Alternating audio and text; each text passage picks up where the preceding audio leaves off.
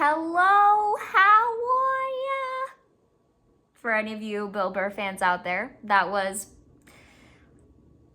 you know what, I'm sorry about that.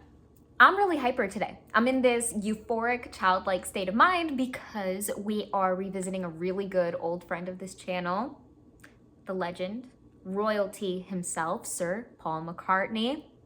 We're going to be taking a listen to Ram, side 1. You know, we're not going to do the whole thing. Too much greatness, too much magic to hoard all in one rotation.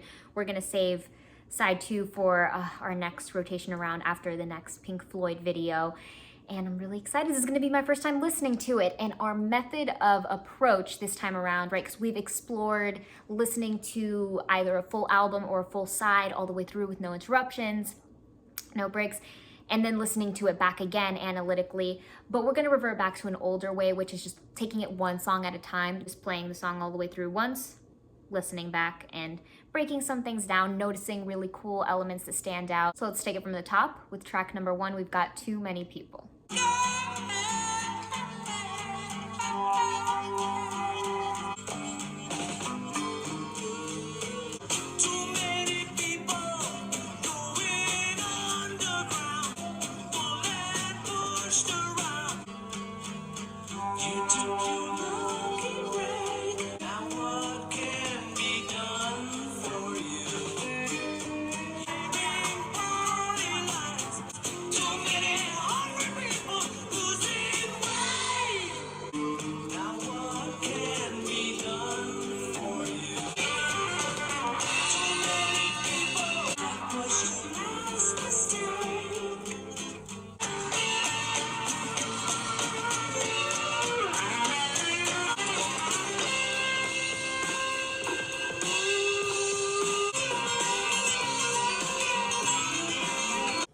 Well, this was just the exact chaotic yet exciting welcome that we needed for this album. I mean, we had so many contrasting elements working together and independently to create this really grand sound.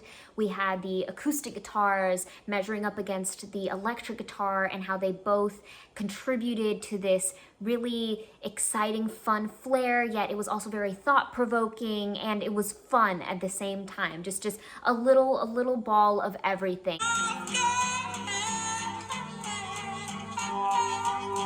I really appreciate that little introductory ad-lib because even though it's executed very pleasantly, like it sounds really nice, it's also very playful, so it allows us to warm up into this world and not really take him too seriously.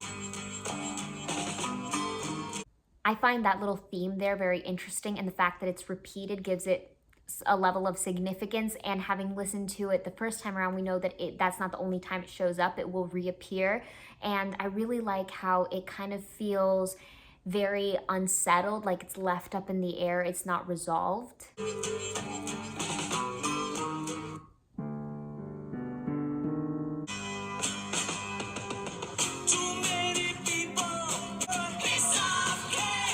I love that harmony right there. It's very bright.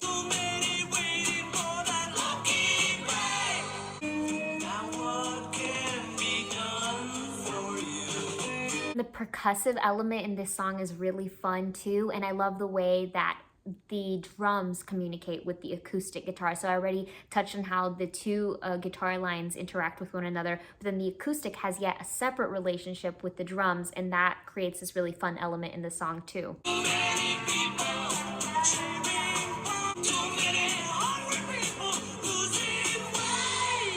And coming at it from this commentary standpoint, it feels like Paul McCartney is providing a lot of insight, especially with this line, too many hungry people losing weight.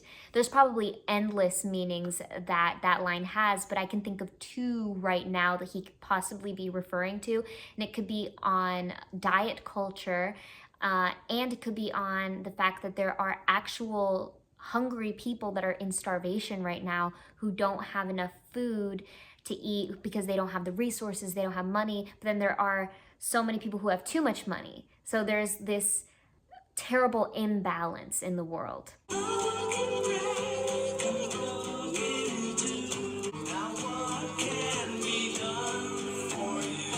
way he's able to fully control his voice throughout the song and keep switching it up in every section. He pulls it back and gives us this beautiful, gentle delivery right here. And he flips registers. He goes from a full chest and this very broad sound to a more pulled back light sound without sounding too breathy and still keeping everything really well supported. He doesn't compromise on his technique to flip in between different sounds.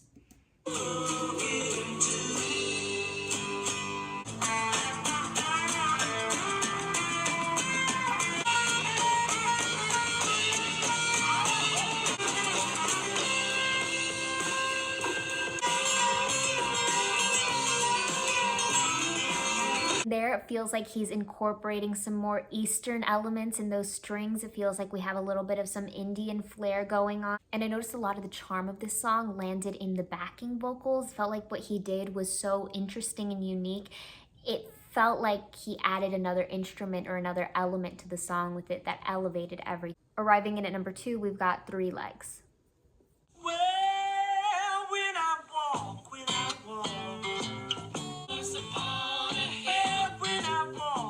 walk, will my love me still? I doggy got 3 legs. Doggy, my friend, when I saw, put my heart around the band. Fly is out.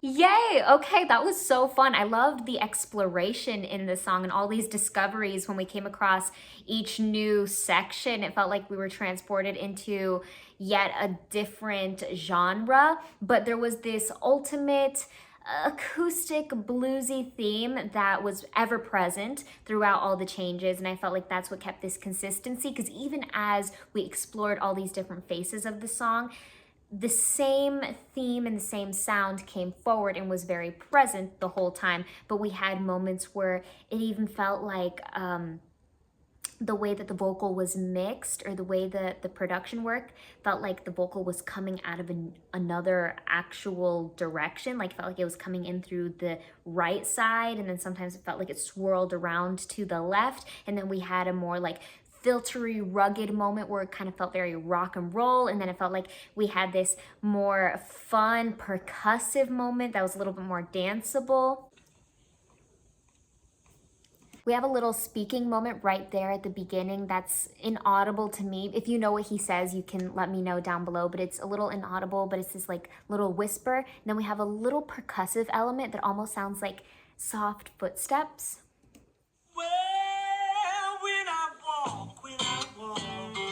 It makes sense now also that that percussive element sounds like footsteps, because the first lyrics are, when I walk. When I walk, will my love me still? Leading up to that transition from that more acoustic sound into this next phase, we had that upward sequencing of sevenths and interesting chords to reach out and touch this new section.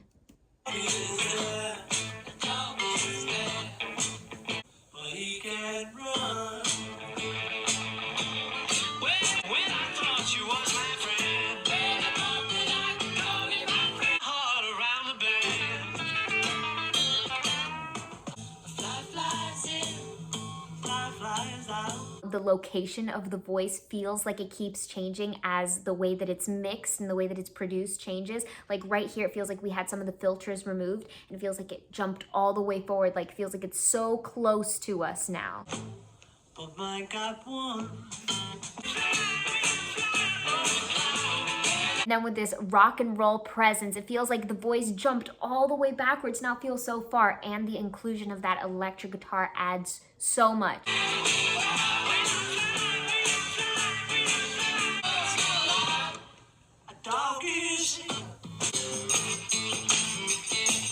Just feels the most rhythmic, and I love all the percussion going on. It feels like glitter is being brought to sound.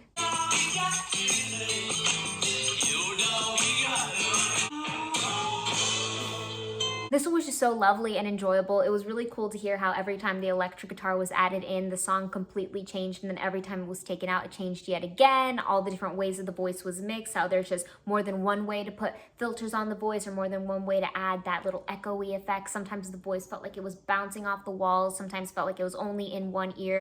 But I gotta say, what impresses me the most about this one is that no matter how the voice was edited and produced, Paul McCartney sounded amazing the entire way through. Breaking its way into the scene, we've got number 3, Ram On.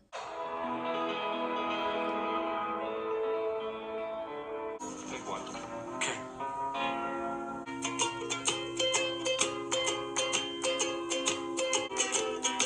I'm on. Soon, right away. Give your heart to somebody. Right away.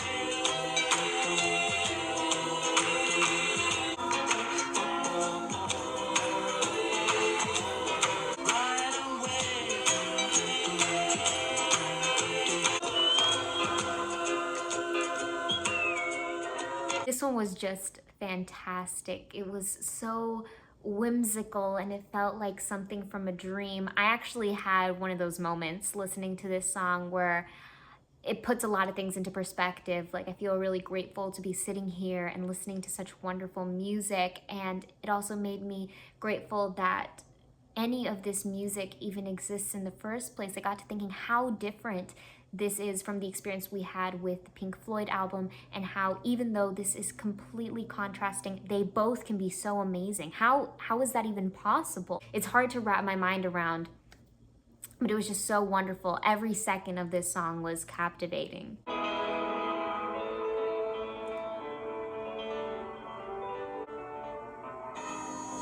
one. Starting off with that piano swirl, it's like, to me, the musical equivalent of a soft serve ice cream that has vanilla and chocolate. You know, like this, the swirl flavor where half of it is vanilla and half of it is chocolate, and it's just indescribably magnificent. That's what that piano sensation, cloudy moment is to me.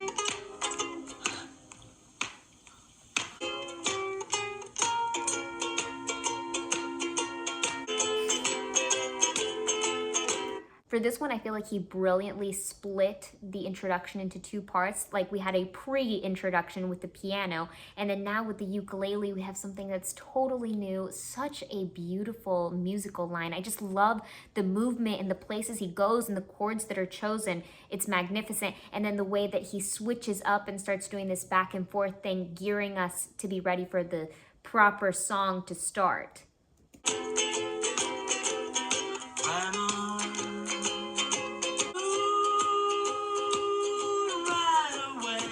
Smooth. Give your heart to somebody.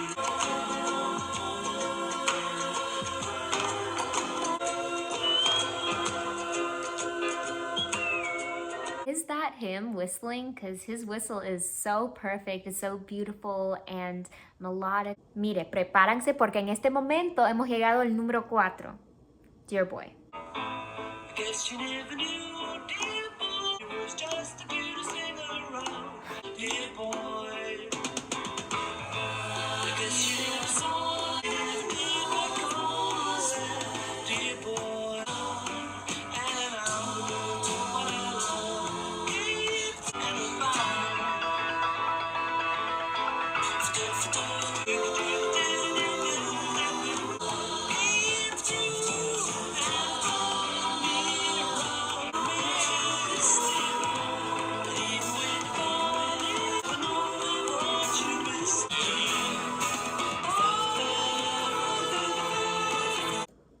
Oh my gosh, I am so glad that Dear Boy was our número 4 today, because this probably has to be my favorite moment so far, and I don't think that this one's gonna change anytime soon, because I do change up my favorites very constantly.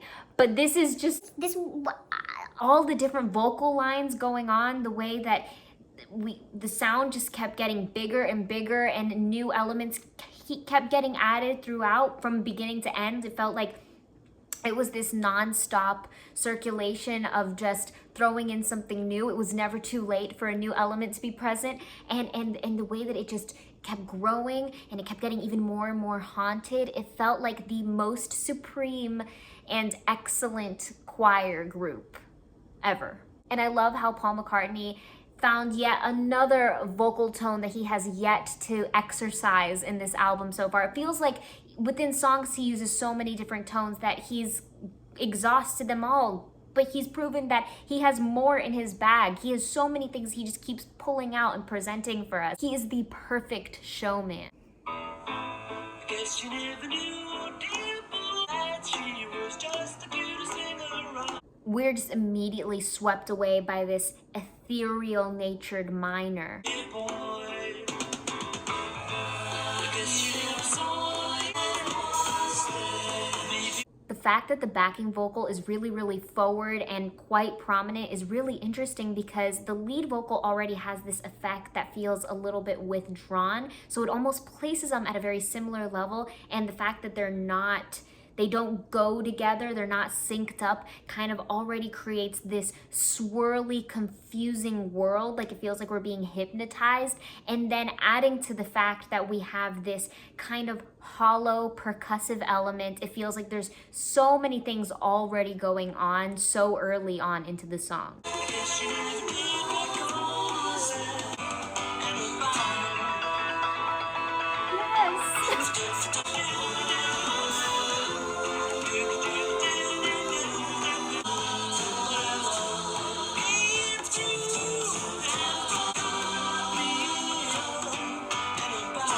So in that section right there, it feels like we kept bouncing back and forth. We kept being brought up and down and up and down. It first started off with this sequencing downward, right? We're existing in this overarching minor world, and then we have this moment of sunshine, this little major break, this lift, and then we're dropped back down brutally back into a minor, and the way we're dropped is really strategic and heartbreaking.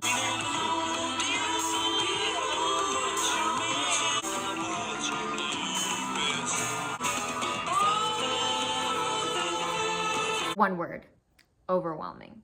And it was even better the second time around. And I'm guessing that every time from here on out, it's just gonna be better and better and better. And I don't know, I'm already in love with it. I can't even wait to listen to it once we're done here today. Crossing our path at number 5, we've got Uncle Albert / Admiral Halsey. Uncle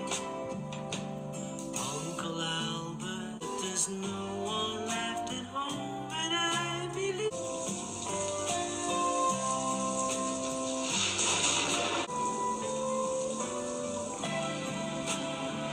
But we have another thing. Be sure you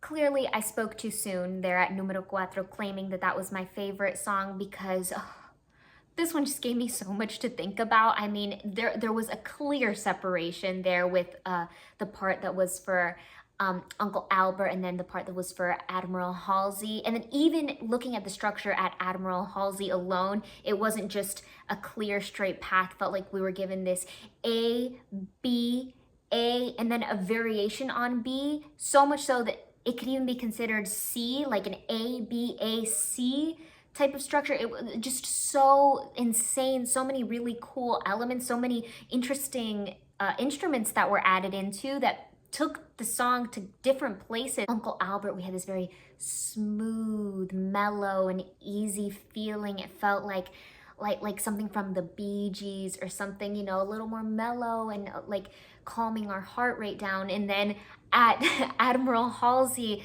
our heart just about jumped out of our chests, and it was all over the place, and it was grand and magnificent. So sorry, Uncle Albert, if we caused you any pain. Left at home and I believe I'm gonna rain. Just the line and the melody and the instrumental line both add to this very smooth, remorseful feeling. You know, there's a little bit of sorrow, there's a lot of love worked in there, and the tempo is a little bit slower. The inclusion of the sounds of rain and thunder, it adds to the feeling that this is the perfect storm.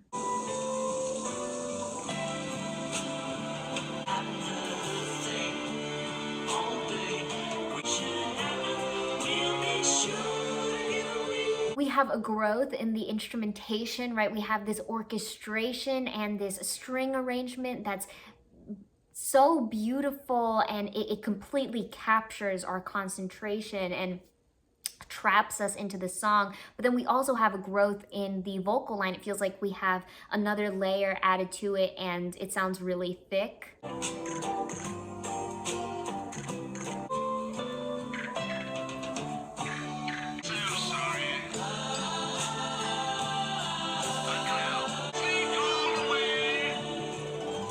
There we have that British accent coming through on this speaker-like device kind of sound. It feels like how the voice is mixed. It's coming out of an old-timey walkie-talkie.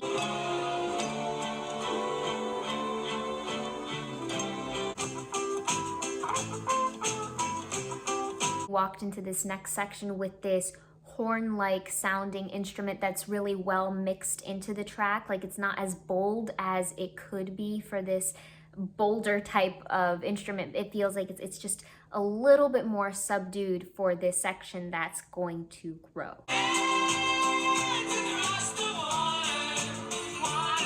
I feel like I have to constantly fight the urge to just sway to this part and sing along. Something that caught my attention was the pronunciation of the word water, how it's so American, water. And that made me realize that this entire section is very American.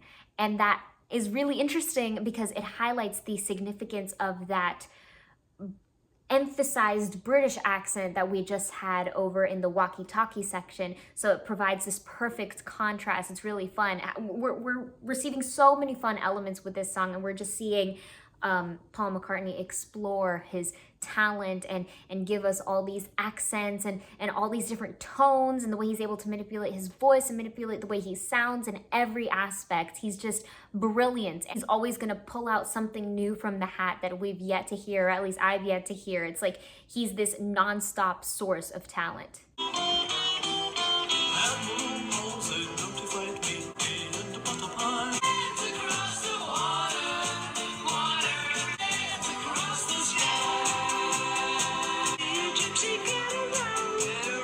Upon the first listen, I thought, oh, this was part 3. I thought, you know, we had our moment with the Uncle Albert section, then we had Admiral Halsey, and I thought this was yet another section that just wasn't named, but that doesn't end up being the case.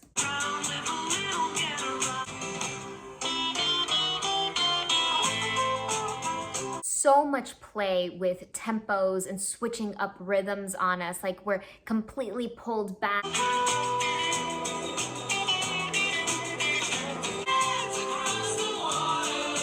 Water.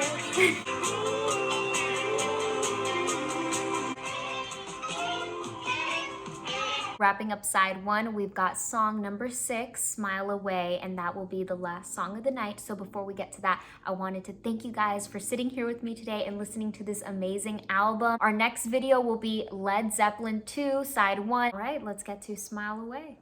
1, 2, 3, 4.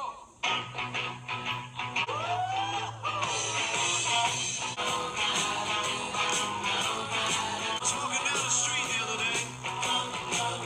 Man, I could smell your feet a mile away. Smile away, smile away.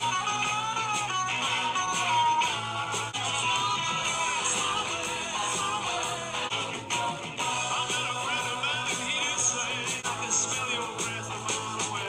Smile away. Come on now. Ooh, sweetly. Smile away.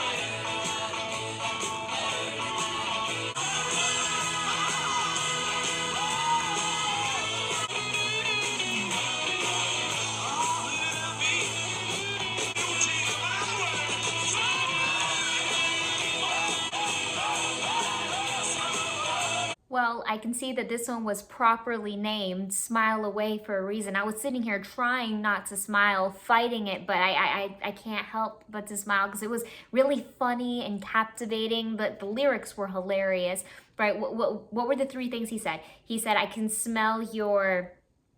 First said, I can smell your feet, I can smell your breath, and then I can smell your teeth. Right? Or did I misunderstand? Did he say feet again? I don't know. He said something like that. I can smell you a mile away. Super, super funny. I loved it. He gave us another play with the voices that he can do, and he gave us those really brilliant vocals that were brilliant all the way through this entire side, and we had the fun of the percussion worked in there again, and then he played with dynamics, which was one of the first times that it was really obvious because he had kind of a call and response from the lyrics to the instruments. He said quiet down or quiet now, and the instruments responded and started getting a little quiet, and we had that decrescendo and it went to a pianissimo. Then I remember he summoned the sound up again and we had the crescendo into a forte, and it was explosive, and all the sounds and the percussion brought everything back to life, and we had a beautiful guitar stringing us along. So much talent in every instrumental line, in the melodic lines. Everything about it was brilliant. Everything about this entire side has been brilliant. I can't wait to get to side 2. I honestly cannot thank you guys enough for everything that you do for me. Thank you for being the most wonderful company on this insanely chaotic yet wildly beautiful ride. Remember to keep taking care of yourselves and take it easy.